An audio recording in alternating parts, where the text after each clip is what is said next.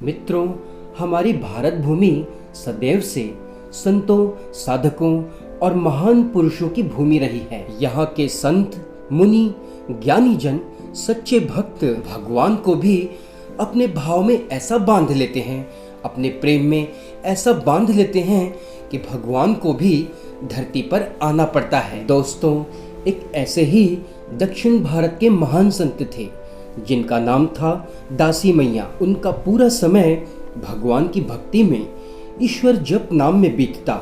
सोते तो स्वप्न में भी भगवान का नाम जप किया करते। उनके हर श्वास में भगवान का नाम निकला करता। संत दासी मैया जीविका पार्जन के लिए बुनकर का काम किया करते थे। वे बहुत अच्छे बुनकर भी थे। उनके मन में एक दिन आया कि भगवान भोलेनाथ के लिए एक विशाल पूजन भंडारा यज्ञ का आयोजन किया जाना चाहिए। उन्होंने सोचा, यदि मैं एक सुंदर पगड़ी बनाऊं और उसमें रत्न जड़ दूं तो इसकी बहुत अच्छी कीमत मिल जाएगी और इस पगड़ी को अच्छी कीमत पर बेचकर मैं भगवान भोलेनाथ के लिए विशाल पूजन भंडारा यज्ञ करवाऊंगा। और वे पगड़ी बनाने में लग गए। महीनों की मेहनत के बाद बहुत सुंदर पगड़ी बन के तैयार हुई। अब दासी मैया पगड़ी को बाजार में बेचने निकले, लेकिन आश्चर्य, सुबह से शाम हो गई, अभी तक पगड़ी का कोई भी खरीदार नहीं आया। सब लोग आते, देख कर जाते, पगड़ी की तारीफ भी खूब करते, लेकिन कोई खरीदता नहीं। लगभग एक सप्ताह तक संत दासी मैया रोज बाजार जाते पगड़ी को बेचने के लिए, और एक सप्ताह तक उस पगड़ी का कोई भी ग्राहक नहीं मिला।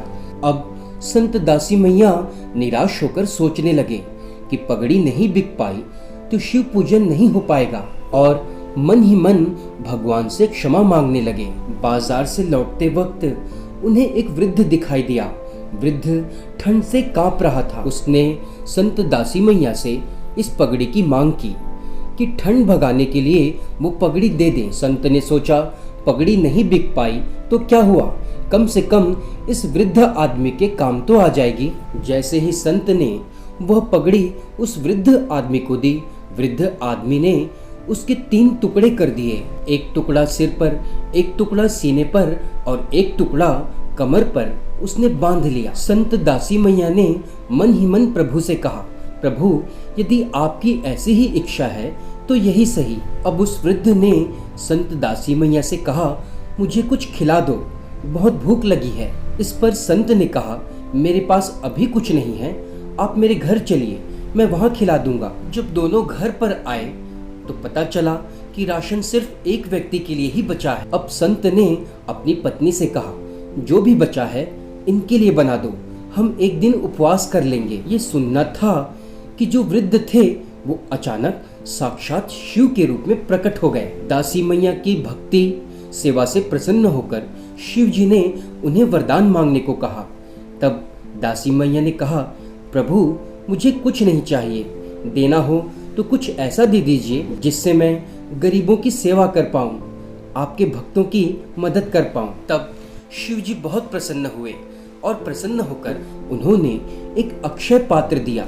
अक्षय पात्र उसे कहते हैं जिसका पात्र हमेशा अक्षय रहता है, यानी कि हमेशा भरा रहता है, कभी खत्म नहीं होता। अब संत दासी मैया ने इस अक्षय पात्र का उपयोग गरीबों की, दुखियारों की, दरिद्र नारायण की सेवा में लगा दिया। कहते हैं कि उनके आंगन से कोई भी खाली हाथ न जाता। भगवान भोलेनाथ के द्वारा दिए गए अक्षय पात्र के कारण लोगों ने इन्हें देवरा दासी मैया कहना शुरू कर दिया। तो मित्रों, भगवान भोलेनाथ तो स्वयं भोले हैं।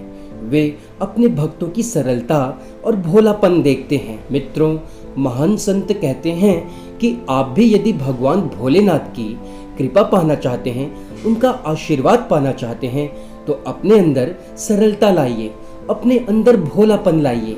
मित्रों, यदि आपने भी अपने जीवन में कभी महादेव की कृपा महसूस की हो तो हमें कमेंट में जरूर बताएं।